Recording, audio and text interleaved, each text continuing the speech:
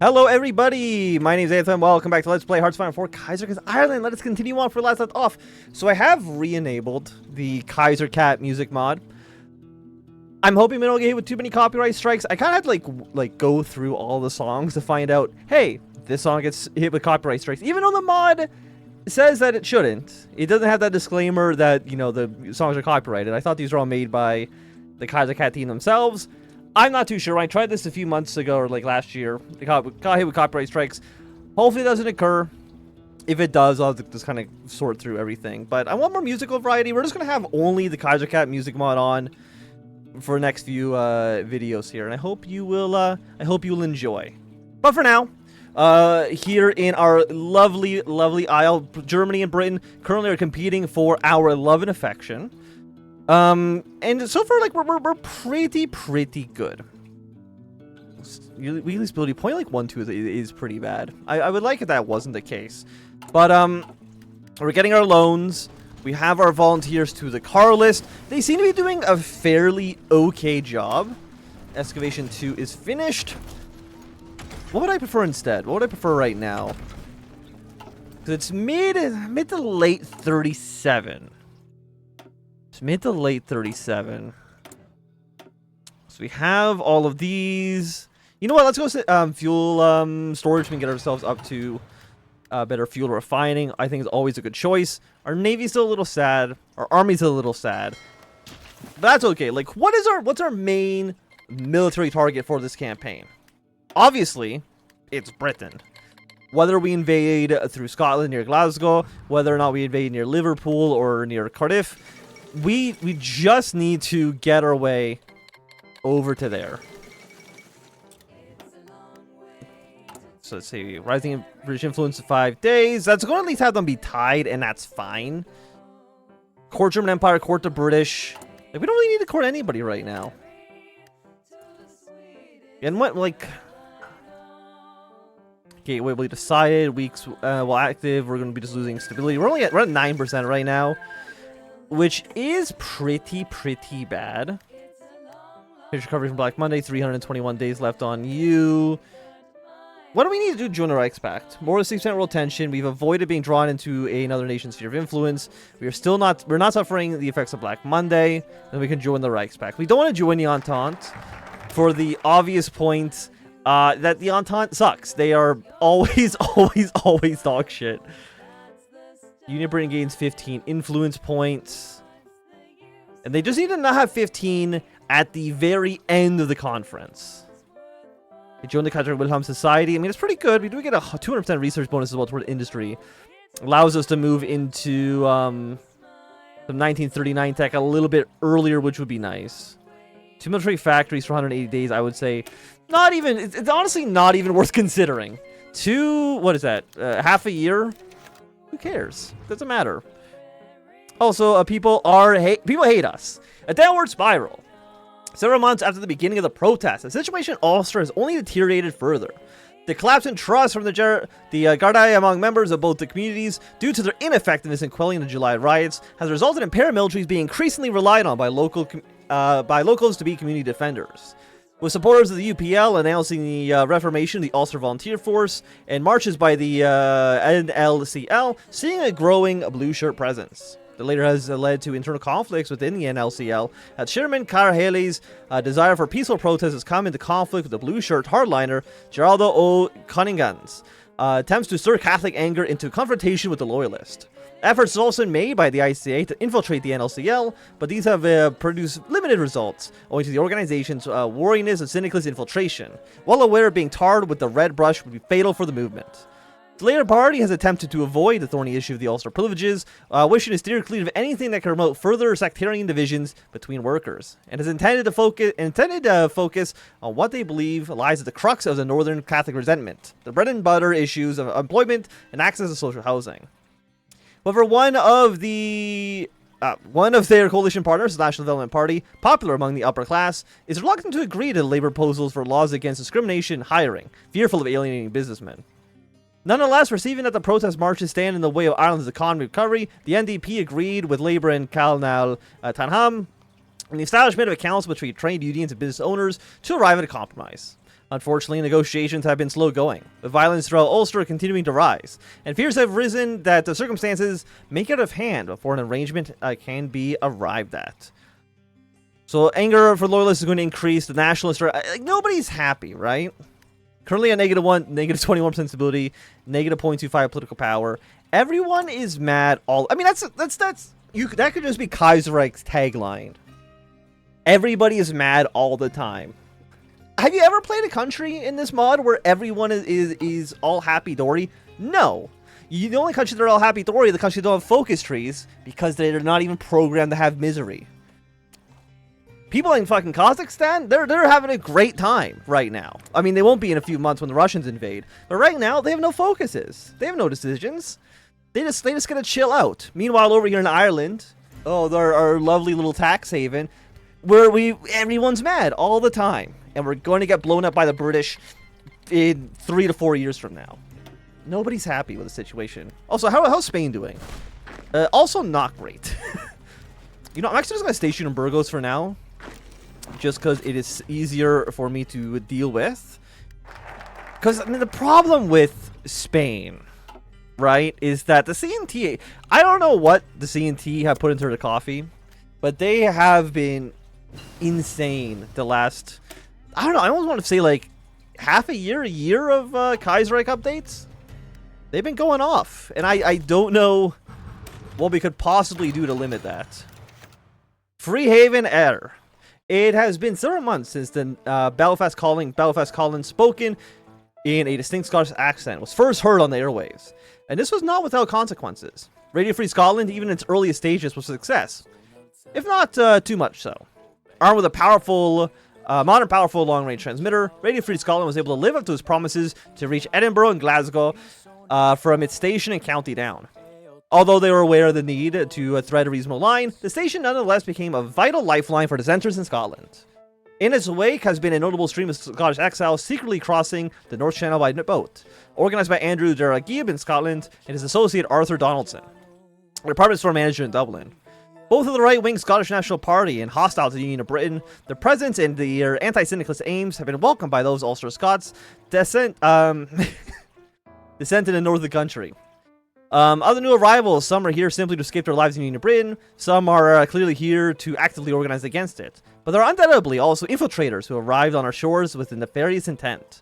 While the idea of Ireland as a beacon of liberty and safe haven will play well domestically, internationally this is a dangerous game, and the government must decide on how they wish to proceed. So right now we are looking at... they're 20 points ahead, and again we got to make sure they're not 15. Loyalist anger will go down, stability will go down as well. Where we get stability and we get that loyalist. Why are loyalists more mad?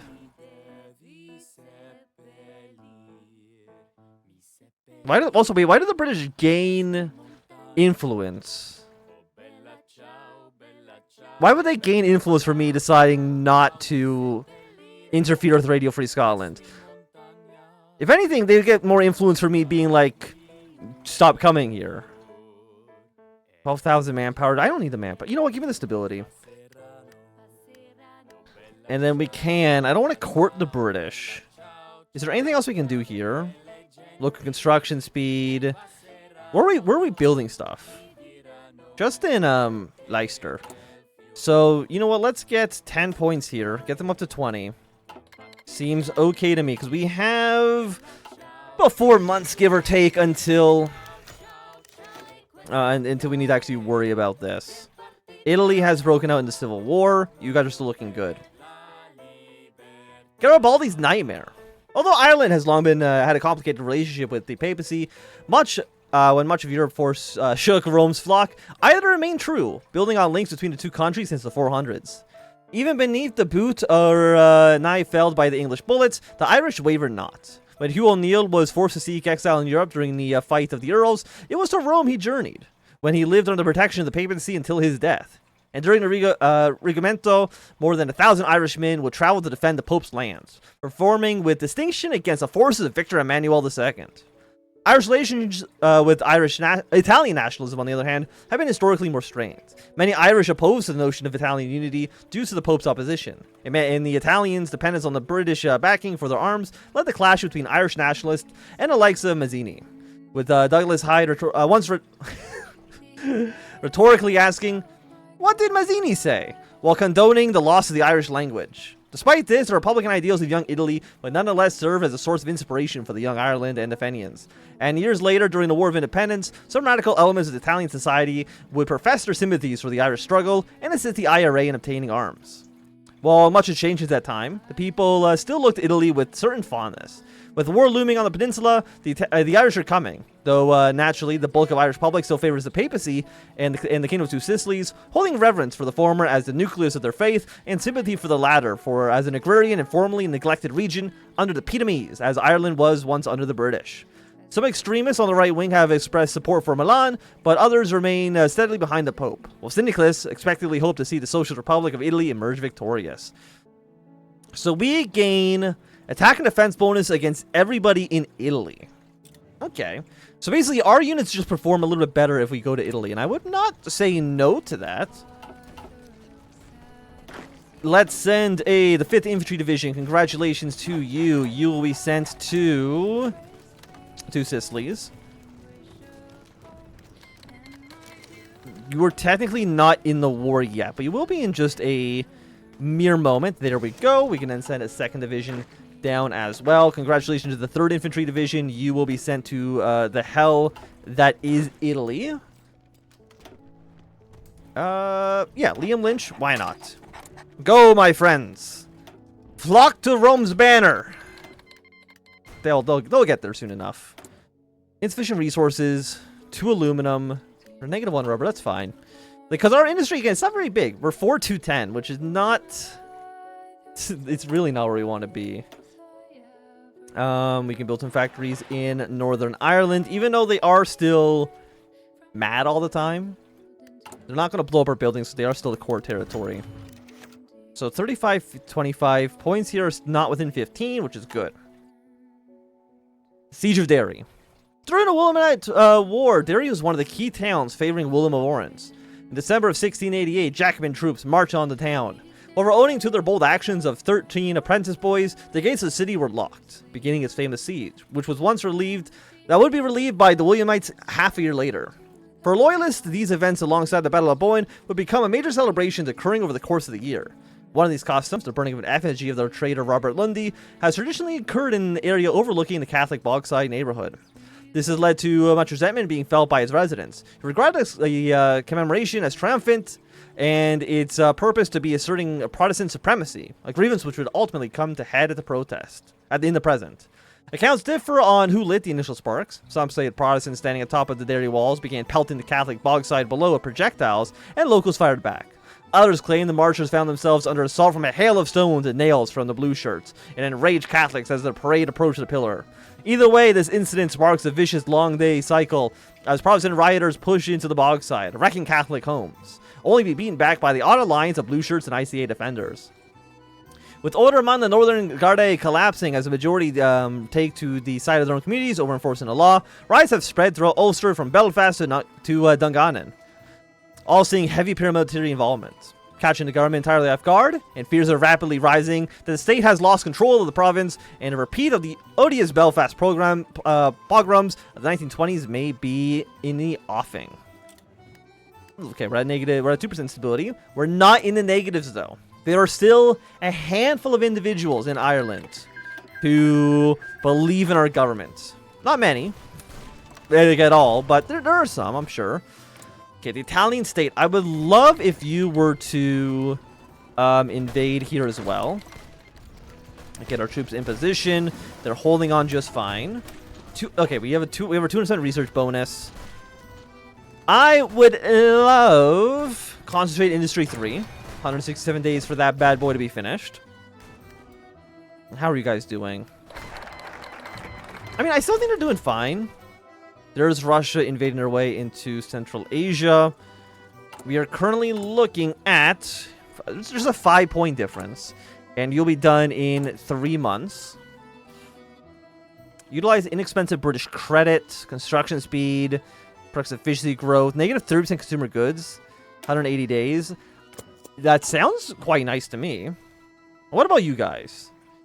We're not suffering Black Monday. Government has not been overthrown. 9 further levels of Black Monday remain. Why have I not done any of these? We have 53 points. Let us organize relief works in Northern Ireland. I don't know if that's going to make the tensions there any better, but I can't imagine it's going to make them any worse. Unless I only hire Catholics and or Protestants. 6 divisions. Italy, you've been going off, I would say. Good on you, good on you. Okay, so Carlos troops are still doing quite well. I mean, they're not doing well. They're hanging out in Burgos, but someone's got to defend that city. Because again, like, is there anywhere that would make sense for a push? Zaragoza would maybe be the most likely choice. Like, you could push into the kingdom and kill them off, but I don't know if that actually would benefit us or the Syndicalists more. Only a town of 21, huh? We can train a much larger army. What are we actually building? Are we building anything? Rifles, trucks, artillery pieces we don't actually have any of. We have only light war tank chassis. Look how expensive. Medium tank or heavy tanks are so goddamn expensive. Maybe we should start thinking about maybe getting some medium tanks here as well. Activates mission Northern Crisis. Fantastic. The crisis worsens. As a result of the grand collapse of the Northern Gardaí, what was initially appeared to be yet another case of sectarian rioting under Ulster has descended into a state approaching urban warfare, as Catholic and Protestant rioters and paramilitary forces alike clash with each other, with communities being invaded, homes burned en masse, and an increasing number of people injured or even killed in the firefights. The Irish government, fearing the Southern Gardaí proving less than impartial if deployed to the north, finding itself under pressure from the Irish Republican Army officers, alarmed at the chaos unfolding in the province, and has introduced martial law to deal with disturbances. The army has, since the inception, been predominantly a pro-German force, owing to connection to the Heer, forged not just through interwar military exercises, but also during the Eastern Rising and the War of Independence. While many generals have become increasingly skeptical of the current administration's ability to maintain order and regain, regardless of some distaste, Ireland's present commitment to neutrality, the armed forces have now, according to Irish Intelligence Service G2, remained loyal to the government, with neither German diplomats' influence or syndicalist plotters threatening enough to affect the course of events. If this crisis ends with the current influence levels in Ireland, it will remain independent and free to align itself as it chooses. Stability goes down by 5%. Northern Ireland's going to receive some damages. Okay, so they're not mad because we're still good on here. We have not chosen one side or the other. But we do have the Northern Crisis. If the crisis ends with the current influence levels, Ireland will remain independent. Good. We're happy with that. What does it mean exactly when it says the current? Like, I'm assuming just going up by 5 points is not going to break it. It's if somebody gets this 15 or more. We have 84 days until this is finished. Germany's going to go up by 5. It's going to get them to 140. And then you're going to get to 15. So they're going to be 15 points more. So we need to buy artillery from the Germans. Yes, yes, yes, yes. Thank you, Germany, for allowing you to influence my government. These are French troops. Can't really do too much here. I do like in France. I like this flag for France. It's just a red with a little symbol on it. I think it works for them quite well. Down with jazz. Low-ranking clergy from Ireland's least populated counties are not usually of a matter of interest to either the nation's media or politicians. But Father Peter Confrey from Leitrim is an exception. An arch-traditionalist nationalist, Confrey advocates for the population to support the Irish language and traditional Irish music over foreign influence. Views such as those are ten aplenty, and indeed, such well-trodden ground that the Liberals in Ireland are well used to repositing them. However, Confrey has found a somewhat bold new line of attack, denouncing jazz as borrowed from Central Africa by a gang of wealthy syndicalists in the USA to strike at Christian civilization throughout the world, and branded listeners as outright traitors to Ireland, with particular venom spit towards the Anglo-Irish and German residents of their indulgences of the genre. Confrey's angst-ridden views at the strike at all things foreign and metropolitan saw him be able to amass reportedly several thousand supporters at a recent anti-jazz protest in South Leitrim. Letters of support from Edmond de Villeroy and Archbishop Joseph Rory were read from the platform. And verbal attacks were made on politicians espousing cultural pluralist views. It'd be difficult to imagine such galvanization a decade ago, but it's clear that the recent economic and political events have added fuel to this fire. Okay, well, syndicalism, radical socialism, social democracy, totalism, and all the more right-wing ideology. What are we? We are social democrats. So of course, we're going to go for what bolsters my own ideology. 27%, looking good, looking good. And you'll be done in 2 days. So this should, yeah, everything's basically balanced out. I'm happy for that. So let's follow. I mean, things I don't want to take any more of you. You're meh. I think you're actually dog shit. You could be useful. I'm not going to deny that. Decrease cost for recording. Don't really care what about ancestral ties? It allows us to volunteer more to the US. Could be interesting for us. Out of combat. And what do you need? You need us to have more influence one way or the other. This is kind of, I guess, if you want to be puppeted, but I don't want to be puppeted. Let's do the Advent Development Bank. It's going to give us 2 civilian factories. Or actually, it enables decisions that allow us to get some factories, but still decent, still good. But I will say, at least right now, this is going to be a good time for us to end this episode. So I hope you enjoyed. I'm glad that, you know, you've gotten this part into the re-emergence of the Irish campaign. But thanks for watching. Have a good day and goodbye.